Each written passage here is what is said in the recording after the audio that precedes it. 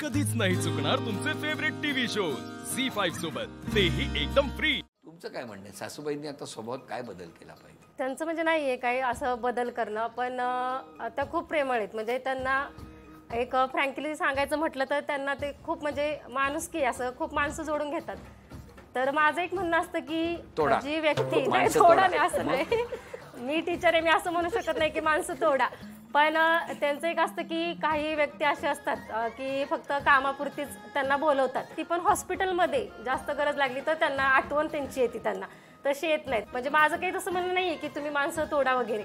आणि आता जसं त्या बोलल्या की त्यांनी चिडचिड कमी केली पाहिजे, मुलांना मारतात, पण माझा आवाजच मोठा आहे. टीचर असल्यामुळे मला असं खूपच हे होतं की राग, म्हणजे त्यांना असं की मी रागानं बोलते की रागानं मारायला सुरुवात केली. मला सुद्धा आता तुम्ही माझ्याशी भांडताय असं वाटलं. मग माझं हेच काय खुश झालं बघा.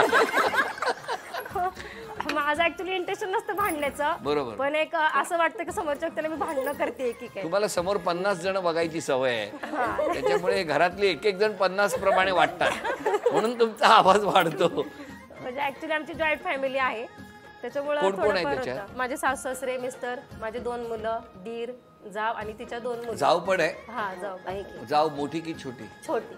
मग तिचा आवाज कसा आहे? तिचा आवाज शांत आहे. तुमचा ऐकल्यावर काय बोलतच नसेल? नाही, ती पहिल्यापासूनच शांत आहे, ती जास्त काही बोलतच नाही. म्हणजे मीच घरी आले तरी मी जास्त बोलत असते. शाळेतले एक्सपिरियन्स, शाळेतले स्टाफ रूम मधले घडलेले वगैरे मी जास्त तिला सांगत असते. तुमच्या मनात काय राहत नाही वाटतं? नाही राहत. सगळं शाळेतलं घरी येऊन प्रगती पुस्तक, शाळेत नाही कुठलंही असलं तरी घरी येऊन बोलणारच हो पहिलं, आणि घरातलं बाहेर जाऊन सांगा. नाही, अजून माहेरापर्यंत. अरे कुठे टीचर रूम मध्ये कुठे माहितीये तुम्हाला? टीचर रूम मध्ये मैत्रिणींना विचारायला पाहिजे. नाही, उलट सांगत असतात. तिच्या मैत्रिणी मला फोन करतात, त्यामुळे मला सगळं माहिती पडतं. तुमचं काय म्हणणं आहे? हट्टीपणा कमी केला पाहिजे. कोणी? सासूबाईंनी? हे होईना बाद. सासूबाई ऐकलं का? भरपूर हट्टीपणा आहे. त्यांनी त्यांचा म्हणजे बरंच सोचलंय, त्यांनी त्यांचा काळ काढलाय, मान्य आहे, पण आता सगळेजण आपापल्या कामात बिझी आहे. पण थोडंसं त्यांनी समजून घ्यावं, सगळे त्यांच्यासाठी करायला मी तयार असते, मिस्टर तयार असतात, दीर जाऊ सगळे असतात, पण त्यांचं नाही, मला आत्ता असं हवंय ना मग असंच पाहिजे.